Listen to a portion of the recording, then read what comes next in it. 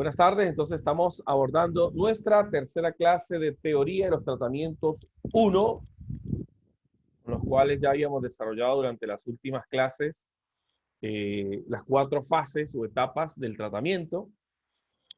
Y desde mi perspectiva, uno no puede hacer un tratamiento psicológico efectivo, o sea, enviarle una técnica, trabajar una técnica en el espacio terapéutico, si antes no ha logrado algunas cosas previamente, ¿ok?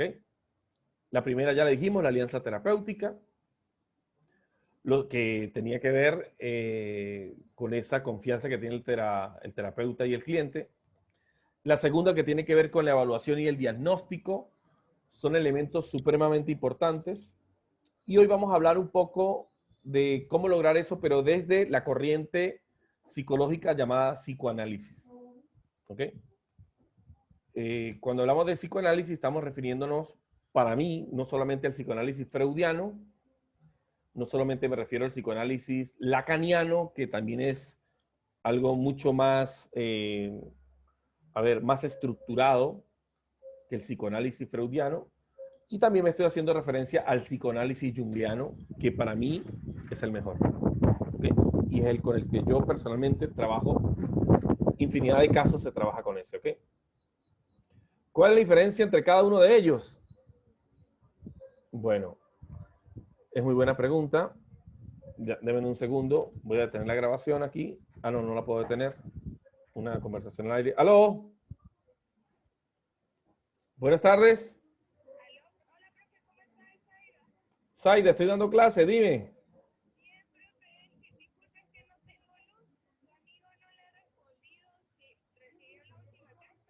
Tampoco tiene luz, tampoco tiene luz. Ya lo llamo y te informo. Ok. Entonces, cuando les decía acerca del psicoanálisis freudiano con el lacaniano y el junguiano, es muy diferente porque quiero hacer una especie de introducción para hablar de las técnicas. Si no, no se va a entender la diferencia. Para Freud, que crece en un materialismo, en la corriente filosófica materialista, donde la conciencia está dentro del cerebro y el cerebro es la causa de la conciencia, pues la persona se muere y adiós, chao al amigo. Y lo que descubrió Freud, que es el inconsciente personal, que es ese depósito de memorias parricidas o incestuosas o de cosas olvidadas o reprimidas, a la cual teorizó Freud, la teorizó muy bien, pero desde el inconsciente personal. O sea que el inconsciente personal, visto de una óptica materialista, no fenomenológica, es un depósito de memorias, de sentimientos incestuosos, que el hijo quiere tener a la mamá, o sentimientos parricidas, el hijo quiere matar al papá porque tiene a la mamá, porque el papá tiene a la mamá, o de todas esas cosas reprimidas. ¿Cuál es la diferencia entre ese psicoanálisis y el psicoanálisis junguiano? Que Jung introduce un concepto más amplio de lo que es el inconsciente personal y le llama el inconsciente colectivo, que aparte tiene los mismos elementos del inconsciente personal, pero una memoria colectiva llamada en otras civilizaciones llamada el egregor, campos acásicos, matriz divina, los campos morfogenéticos. O sea, hay una realidad no local por encima de nosotros, esa inteligencia, que de alguna forma está regulando nuestras acciones y nos está llevando a ciertos comportamientos, sin que nosotros mediemos ningún tipo de voluntad, pero que es parte de nuestras necesidades vitales. Y dijo, Jung dice, este es el inconsciente personal y este es el inconsciente colectivo. ¿Cómo se conectan con el hombre el inconsciente colectivo que está fuera del hombre y el inconsciente personal, que es la parte en la que el hombre vive? A través de algo que le llamó el arquetipo. Los arquetipos son esos modelos de cómo se estructura la vida, y hay arquetipos, por lo menos, de acuerdo a lo que teoriza las ciencias o las culturas anteriores, transmiten los 21 arcanos que tienen que ver con el tarot, que tienen que ver con todos esos modelos de personalidad que hay. Por ejemplo, yo les explicaba en una clase. ¿Ustedes saben quién es el arlequín? El arlequín es el famoso, el que está en los reyes, con los reyes, el bufón, el que hace reír al rey. En todas las civilizaciones ha existido un arlequín. ¿Verdad que sí? En todas. Y si les digo cuál es el arlequín de esta generación, ¿ustedes qué me dirán? Peter Albeiro, Jerry Hassan, el de aquí el venezolano, el conde del Guácharo. Es un arlequín, es un payaso, pero él atrapó ese arquetipo colectivo, y ese arquetipo colectivo que ha existido en todas las generaciones, él lo condicionó para su propio provecho. Pero la importancia de comprender esto es cómo ese arquetipo atrapó o llegó a la vida del conde del Guácharo, a Benjamín Rousseau, y no llegó a otros. Entonces aquí Jung dice algo que no lo dice Freud, que es importante para el psicoanálisis. Había una necesidad en el alma de los que son payasos, los que son bufones, que a través de esa vía regia, de ese arquetipo, él está manifestando algo de su inconsciente. ¿Ok? Entonces, lo que quiero decirles es que no podemos entender el psicoanálisis si no entendemos el inconsciente, el personal y el colectivo, y cómo funciona, cuáles son sus leyes. Porque, entonces, si no sabemos cómo está el inconsciente, personal o colectivo, que está influyendo sobre una persona, ¿cómo vamos a poder ayudarle? Entonces, miren lo que dicen estos sabios, cómo resumen esta actividad no reductora, desde el punto de vista que es la única forma, sino reducen cierto conocimiento a una explicación sencilla. Uno se viste de lo que le hace falta. ¿Ok? Esto que es vestirnos de lo que nos hace falta son los arquetipos. Por ejemplo, nuestro arquetipo como psicólogos o como estudiantes de psicología es un arquetipo muy particular. Es el arquetipo del maestro, del médico, del chamán, que ha existido en todas las civilizaciones, y nuestro único objetivo en ese arquetipo que nos vestimos es ayudar a otros a progresar. Pero ¿por qué elegimos ese y no otro? Esa es la pregunta. Entonces ya desde el psicoanálisis, todo lo que el hombre hace o deja de hacer, ¿sí?, ya es digno del análisis psicológico. ¿Se entiende eso, por favor? Quiero que lo comprendan muy bien. Entonces, para entrar a hablar de técnicas psicológicas, primero tenemos que entender cómo funciona el inconsciente personal, luego cómo funciona el inconsciente colectivo, para poder ejercer la técnica correcta en ese cliente que va a nosotros. Cómo el inconsciente personal está dominando a esa persona. Por eso es que hay muchos psicólogos que solo saben trade cognitivo-conductual, y sí pueden ayudar a una persona, pero no van profundo a sanar la raíz. Entonces, quiero mostrarles una de las láminas que traje en este día para eso. Vamos a ver. Por favor.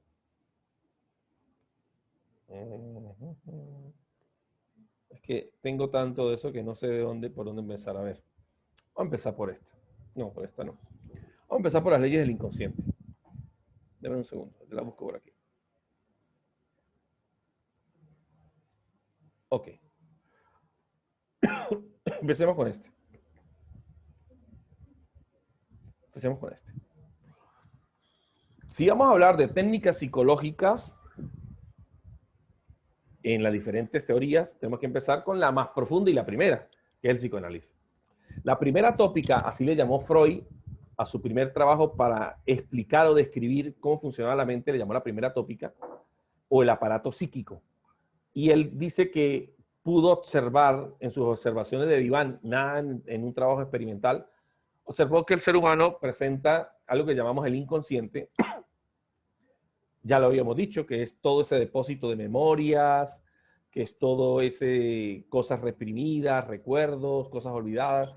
Hay un preconsciente que es el que está en la mitad entre la conciencia y el inconsciente, que es susceptible de traer a conciencia. El inconsciente es a veces muy difícil de traer a la conciencia, solo con trabajo terapéutico.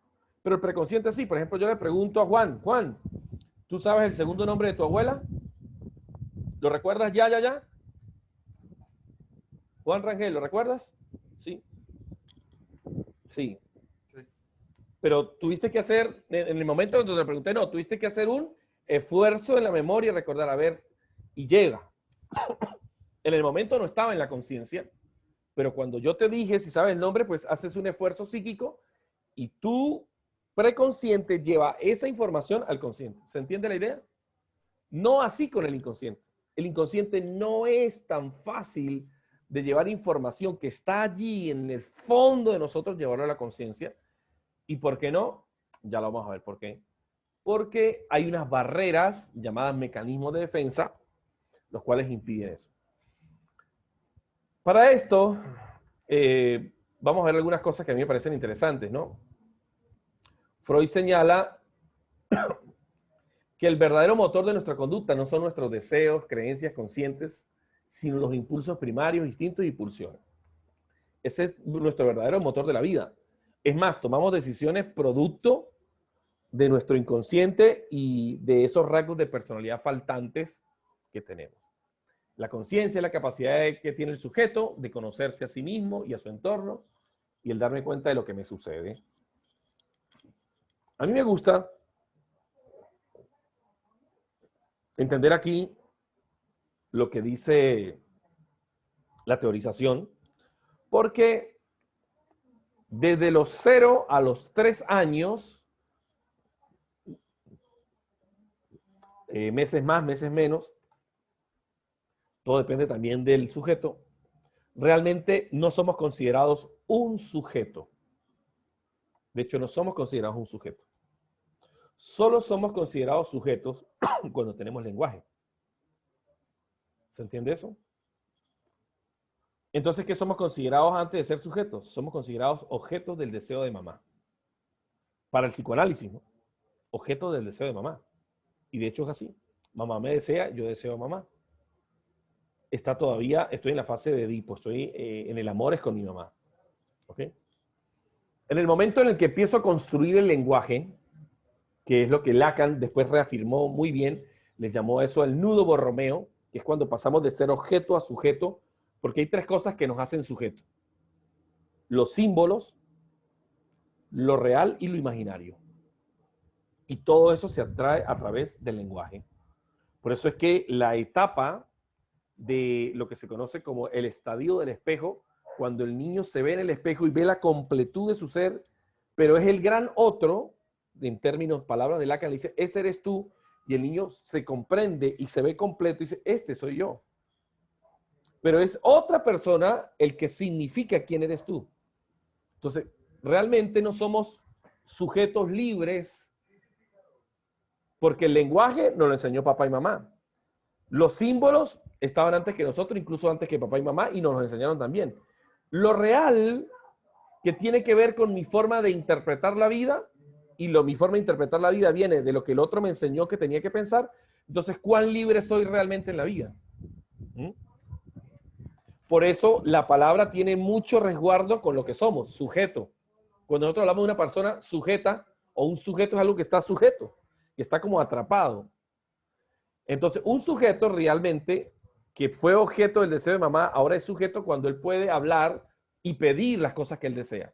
Entonces, el tránsito entre ser un objeto del deseo de alguien y ser un sujeto es porque puedo desear. ¿Se entiende eso? Puedo desear. Entonces, un neurótico, desde el punto de vista psicoanalítico, es una persona que no sabe qué desear. No sabe. Se queda atrapado en el deseo de otro. Desea lo que otro desea o él es el objeto del deseo de otro. Pero él no sabe desear. Aunque es un sujeto que desea, pero quedó atrapado en el deseo de otro. Por eso es que es un neurótico. Tiene un problema de lo neuro, de su deseo, de lo que busca, mental, pues. Es una persona nerviosa. No sabe si lo que tiene es lo que quiere. Bueno. Y ahí empezamos a ver algunas cositas porque esto es mucho más profundo.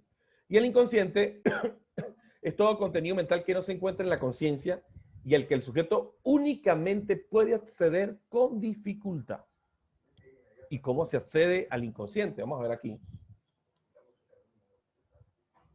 Bueno, aquí en la primera tópica, veamos esto, ¿no? El inconsciente, según Lacan, dice, produce una reelaboración del concepto del inconsciente freudiano, Lacan lo mejora y dice la preeminencia de los vocablos, las palabras, las asociaciones libres. Lacan formula la hipótesis del inconsciente estructurado como un lenguaje. A mí me encanta esto, ¿no? O sea, si usted logra entender el lenguaje de la persona, los símbolos, las imágenes mentales, usted está entendiendo el inconsciente de la persona y puede reprogramar el inconsciente de la persona.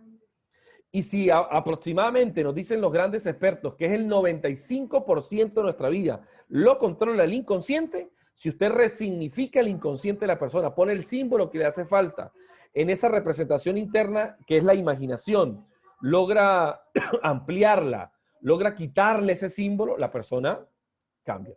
A ver, esto nos lleva a pensar en otra cosa importante, muy psicoanalítica, porque estamos abordando la parte de evaluación y diagnóstico. Ya va a ver por qué evaluación y diagnóstico. Porque no podemos pasar a hacer un tratamiento psicológico a la persona si no evaluamos y diagnosticamos y si no tenemos las herramientas para saber qué es lo que tengo que ver. ¿Se entiende eso, verdad? Entonces, hay algo que Lacan le llama el significado y el significante. Por ejemplo, el significante es todo aquello, por ejemplo, este celular, que es digno de ser nombrado, que tiene un nombre, significante. ¿Sí? Pero el significado que le doy a este significante es diferente para cualquier persona. ¿Es cierto o no? Hay personas que su celular es una extensión de su privacidad, una extensión de su vida.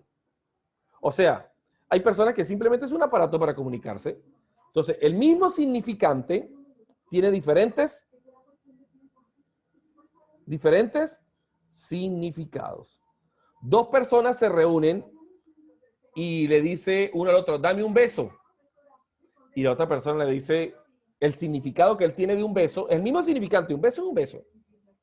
Pero si yo le pregunto, a ver, Vitsalia, ¿qué es para ti un beso? Y prende el micrófono. Prende el micrófono. ¿Qué es un beso? Un gesto de cariño. Mariali, ¿qué es para ti un beso?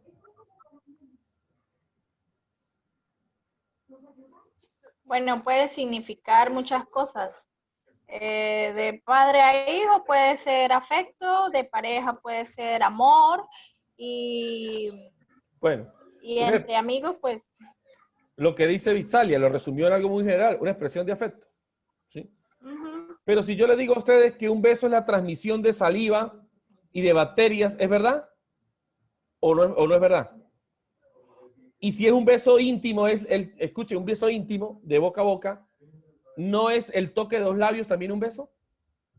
Pregunto, ¿sí o no? Ah, entonces estamos frente al significante, que es el beso, pero el significado se lo da cada persona. Si yo crecí en una estructura, en un entorno donde a mí el gran otro me dijo que darle un beso a un desconocido es transmisión de bacterias y de saliva, y me encuentro con una persona que me dice, dame un beso, yo ni loco se lo voy a dar. Pero la otra persona a la que no le doy el beso dice, esta persona no tiene afecto por mí porque para ella el significado de que le den un beso es un significado de afecto. ¿Se entiende? Entonces, ¿chocaron los significantes? No, chocó el significado. Entonces, ¿a qué nos lleva esto? Que para entender el inconsciente de la persona, tengo que saber clarificar y qué es cada significante para cada persona. Primera técnica para saber qué evalúo. ¿Se entiende eso, Vitsalia? Entonces, significa que no hay palabras neutras ni palabras inocentes en las personas, porque ya vamos a ver cómo esto se sustenta en la teoría científica del psicoanálisis.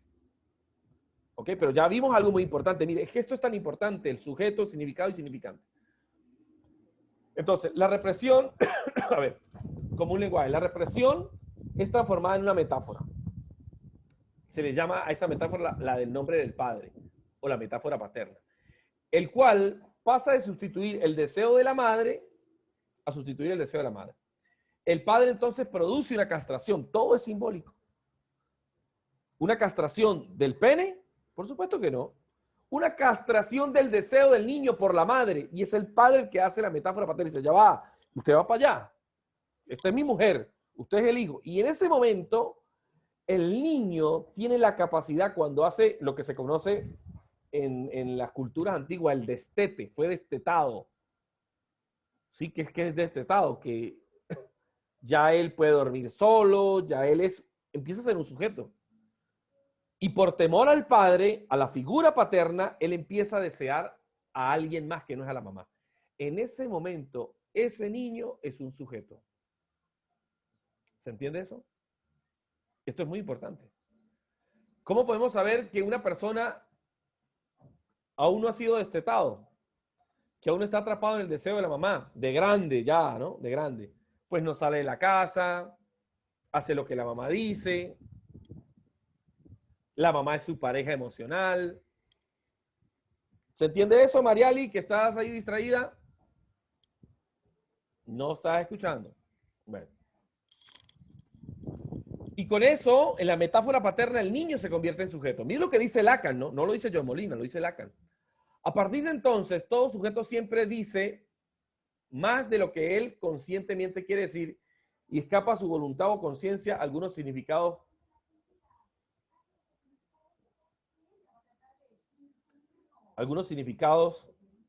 de aquello que conscientemente dice. ¿Okay? Entonces, ahora sí, ¿qué es el inconsciente? ¿No? Cuando hablamos del consciente, primero, para Lacan y para Freud era algo dentro de la cabeza. Era el famoso yo.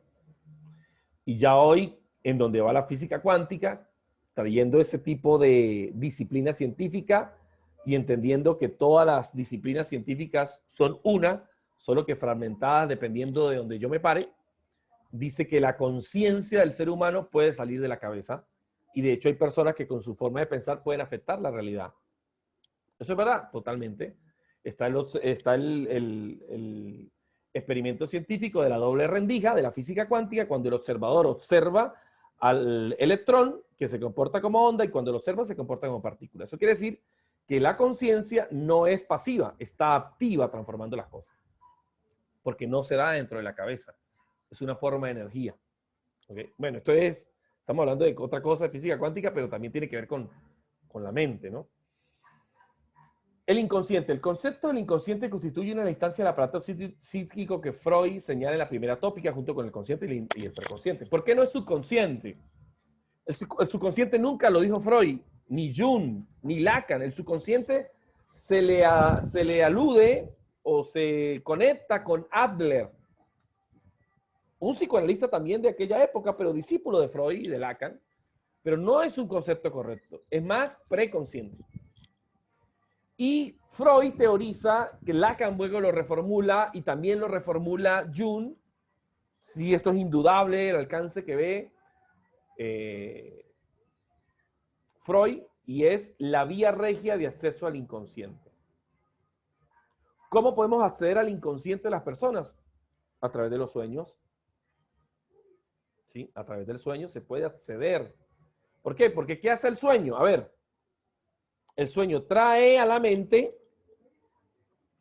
escenas, sensaciones o necesidades que están quedando o que quedaron abiertas en el transcurso del día o que han quedado abiertas en el transcurso del mes, o necesidades muy profundas. Entonces el sueño, lo escuche bien, que es la parte donde estoy inconsciente, el sueño, que es el inconsciente personal, manda en el sueño las imágenes. El problema es que las manda en algo que Freud le llamó el pensamiento primario, las manda condensadas. ¿Qué es condensada? Usted ve que uno sueña a veces que es el papá, pero tiene cara de pájaro y tiene pies de perro. Y uno dice, ¿por qué soñé todo esto? Bueno, Jung dice que tiene que ver todos esos símbolos que se unen. El que sabe leer el lenguaje del inconsciente sabe qué representa para ese soñador. ¿Se entiende eso, verdad? Pero también hay una vía de acceso que se convierte después en técnicas psicoanalíticas, la asociación libre. Importantísima la asociación libre. Importantísima la asociación libre. Les voy a recomendar una película que siempre recomiendo a los alumnos. De hecho, antes, cuando daba esta materia, hace un año atrás, empecé a darla, le mandaba a las personas la película Los límites del silencio. Por favor, alguien de ustedes que busque esa película, está en Peliplus, Los límites del silencio. Porque en Los límites del silencio es un psicoanalista que aplica el psicoanálisis y empieza la película con asociación libre. Y hay varias formas de utilizar asociación libre. Por ejemplo, yo les digo a ustedes, a ver, vamos a hacer el ejercicio. Vamos a hacerlo con quién hacemos el ejercicio. Vamos a ver con quién hacemos el ejercicio. ¿Quién quiere hacer el ejercicio conmigo? A ver. ¿Quién quiere hacerlo? A ver. Isalia.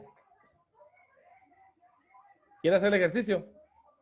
Ok, después del micrófono. Yo te voy a hacer una serie de preguntas y tú vas a responder con lo primero que te venga a la cabeza. ¿Ok? ¿Está bien? Por ejemplo, si yo te digo celular, ¿qué dices tú? Medio de comunicación. Perfecto. Si te digo computadora, aquí lo primero que tenga en la cabeza, no lo pienses tanto. ¿Ok? Equipo de, ¿No te escuché? equipo de trabajo. Ok, bueno, ya entendiste cómo es, ¿verdad que sí? Entonces vamos a entrar. A ver. Si te digo agua, Salud. si te digo lápiz, Escribir. si te digo cama, Dormir. si te digo baño, Bañar. si te digo pareja, si te digo pareja, Pareja. Pareja. ujú, Relación amorosa. ujú. Si te digo papá,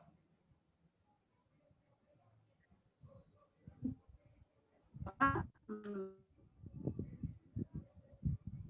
ya, tiempo, allá.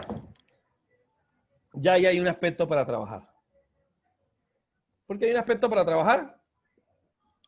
Porque en todas, ella me está respondiendo con una función lógica. Pero cuando digo papá, la asociación libre me dice que hay algo allí que nuestra amiga Bitsalia o es impronunciable o ya, esto es una técnica, ¿no? Por supuesto, ya. También se hace así. Hay otra forma también de hacerlo. Escúchame, una forma menos directa, pero que tiene a la vez la forma de trabajar el inconsciente. Volvemos a la lámina para verla, ¿ok? ¿Llamada cómo? Llamada asociación libre, ¿ok? Es como vamos asociando. Pero hay una forma indirecta de asociar. Por ejemplo, yo te digo, le digo a Mariali, Mariali, ¿qué admiras tú de tu papá? A ver, Mariali, ¿qué admiras de tu papá? La dedicación para el trabajo. ¿Okay? ¿Qué más admiras de él? Sí.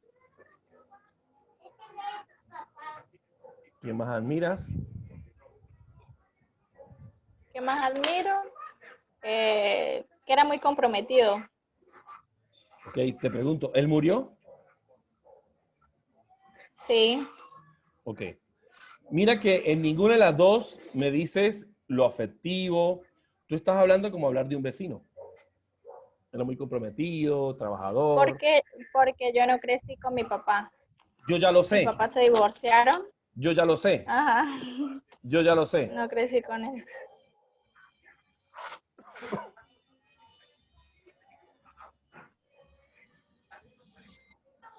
¿Qué pasó? Ok. Ok. Ok. ¿Se está entendiendo entonces, verdad que sí? Entonces, hay aspectos en el psicoanálisis que tienen que ver con palabras indirectas que buscan asociación libre. Cuando yo digo, ¿qué admiras? El software es el siguiente. Yo no puedo amar lo que no admiro y no puedo admirar lo que no conozco. Entonces, es una pregunta, aunque sencilla, ¿qué admiras Cuando tú admiras algo, tú proyectas sobre esa persona que admiras tu contenido, tu afecto o lo que más resalta de él. Eso es asociación libre. Entonces, cuando una persona está hablando de algo o de alguien negativamente, sabemos más del que está hablando que de lo que se está hablando. Es una proyección. ¿Se entiende eso, verdad? Visalia, Juan, Mariali. Bueno. Entonces, la asociación libre es como la clave de lo que la persona está en el inconsciente, pero que no sabe describir con palabras. ¿Ok? Escuchen bien. Pero Freud dice que la vía regia del inconsciente no solamente es la asociación libre, también son los lapsus o los actos fallidos. Veamos qué son los lapsus. Son los olvidos que uno tiene de ciertas cosas. Por ejemplo, a veces no recuerdo el nombre de alguien, no recuerdo el nombre porque si lo recordara me fastidiaría. Y entonces, como un acto inconsciente que se llama lapsus, hay un olvido en mi mente inconsciente utilizando un mecanismo de defensa llamada negación o represión. Reprimo tanto o niego tanto que olvido eso. Y lo olvido porque si lo recuerdo me hace daño. ¿Usted no ha visto personas que ante un gran trauma dicen, no quiero que me hable de eso, no quiero que me hable de eso? Incluso llegan, la mente es tan poderosa que llega hasta olvidar ese día completo y olvidar lo que había hecho ese día. ¿Quién hace eso? La mente inconsciente. Como una especie de barrera protectora. Okay. Eso es lo que se dice que el inconsciente lo hace para proteger el yo. Claro. A esto podríamos llamarle, a los lapsus, podríamos llamarle amnesia temporal. Amnesia temporal. Pero hay otra que se llaman también los actos fallidos, que es cuando el inconsciente habla a través de un acto fallido. Por ejemplo, Mariali está con su esposo y le dice a su esposo el nombre de su ex. Imagínese eso. Se llama Francisco. Le digo, hola Ricardo. ¿Y cómo que Ricardo? No, perdón, Francisco. ¿Qué significa eso para la mente? Ese acto fallido. ¿Qué está tratando de decir ese acto fallido? Ayúdenme. Sí. Que esta persona está recordando o quiere ver a Ricardo en Francisco. Eso es lo que pasa. ¿Se entiende la idea? Pero también el acto fallido no solamente puede ser en palabras, en confundirse. También el acto fallido puede ser en accidentes. No sé si ir para allá, es que no sé si ir. Voy a ver si voy. Cuando voy saliendo, se me cae algo, me troncho, escondo las llaves, se me pierden las llaves. Como un acto fallido. Todo eso usted lo va a encontrar en algo que se llama psicopatología de la vida diaria.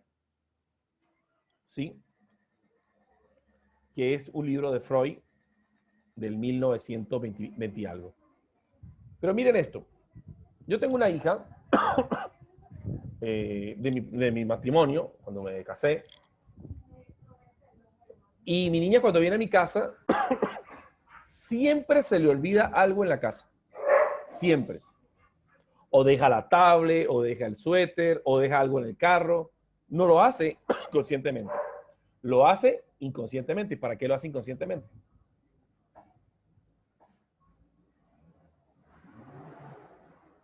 Porque ella quiere volver. Porque quiere volver. ¿Se entiende eso?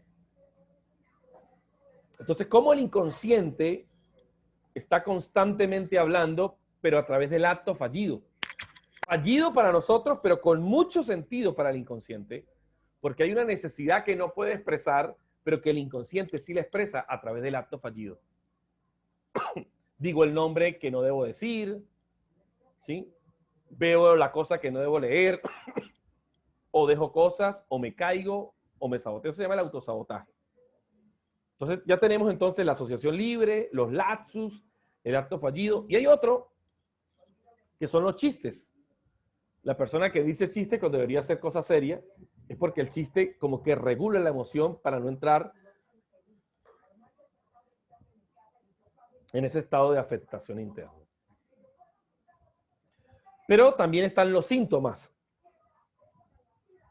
que Freud le llamó a los síntomas, el retorno de lo reprimido retorna en síntomas, le llama así.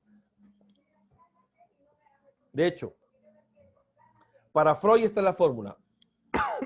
El síntoma, lo que se manifiesta en la persona es el retorno de lo que se ha reprimido. Tengo un caso de una chica que tiene síntomas. Sus síntomas no son físicos, sus síntomas son fenómenos elementales, así le llama el psicoanálisis, de pensamientos que se escapan a su mente y que le hablan fuertemente a su mente y le dicen que a ella le va a gustar son las mujeres, que no le gustan los hombres, que no deberían gustar los hombres. Y son pensamientos tan fuertes que incluso veo a una mujer y dice, yo me excito, pero a mí no me gustan las mujeres. Pero el pensamiento dice, mírale la vagina. Así, cosas como esas, ¿no? Dice que ella en una oportunidad le hizo caso al pensamiento y se excitó. Entonces ella está casada, tiene su esposo, y cuando lo abraza, la voz es muy fuerte y le dice, tú no lo vas a querer, él nunca te va a querer porque a ti no te gusta la mujer. Y dice ella, no, no, y se está volviendo como loca. Fue a terapia, abrimos el espacio terapéutico y empezamos a observar. ¿Qué hacemos en el espacio terapéutico psicoanalítico? Primero evaluar y diagnosticar. Voy buscando información en la anamnesis, en la historia de vida. Y ya cuando yo sé que hay el retorno a lo reprimido, escúchame esta fórmula, el síntoma es el retorno a lo reprimido. ¿Ok? Pero el retorno a lo reprimido, que es el síntoma tiene una característica. Viene en un fenómeno elemental y el fenómeno elemental es no me van a gustar los hombres, me gustan las mujeres. Y entonces ve lo que dice Freud, si el síntoma es te van a gustar las mujeres, es porque lo reprimido tiene que ver con las mujeres. Entonces yo me voy, con ese concepto que me da en su narrativa, me voy a ver qué está pasando en lo reprimido. ¿Qué se ha reprimido con respecto a quién? Si el síntoma es el retorno de lo reprimido. A mamá, muy bien. Y le pregunto, ¿cómo es su relación con mamá? Dice, yo con mamá casi no hablo. Mi mamá me ha querido dirigir toda la vida siempre.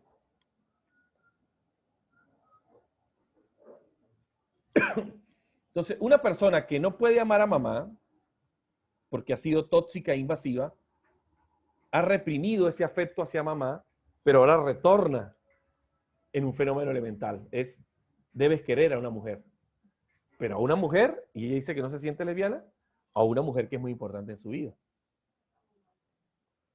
Y empezamos a trabajar desde la terapia racional emotiva conductual, a entender que ella no es ese pensamiento, a debatir con el pensamiento, a mindfulness, relajación, respiración, a que observe el pensamiento, y todo va bien. Dice que el pensamiento desaparece. Antes era constante, era por día, en cualquier momento. ¿No? Y después se empezó a disminuir, pero volvió de nuevo. Volvió de nuevo. Entonces no me queda otra cosa que aplicar una técnica psicoanalítica, y ya sabemos nosotros que el psicoanálisis tiene técnicas como la famosa transferencia, ¿no? Aprovechar la transferencia positiva y negativa. Perdón, la positiva. La negativa no. ¿Qué es la transferencia positiva? Cuando el cliente, consultante, paciente, me transfiere su contenido narrativo a expensas de que me vea a mí como un gran maestro o como una figura de autoridad, yo puedo aprovechar ese contenido para regresárselo procesado. ¿Okay? Bueno, ya aquí estoy mezclando varias técnicas. ¿Okay? Pero aprovecho esa transferencia que me hace el paciente, lo que él me entrega y con la actitud que me la entrega. ¿Ok? Mi trabajo en psicoanálisis, cuando hay un conflicto de raíz profundo, tiene 3 pasitos nada más. ¿Quieren ver los 3 pasitos? ¿Sí? Bueno, vamos a ir a ver los 3 pasitos. Déjenme ver los 3 pasitos para entrar directamente en la lámina. Estoy en la lámina 30.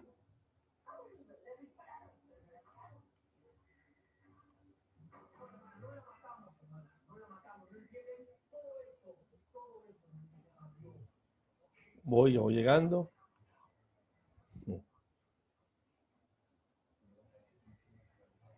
Aquí está. Voy.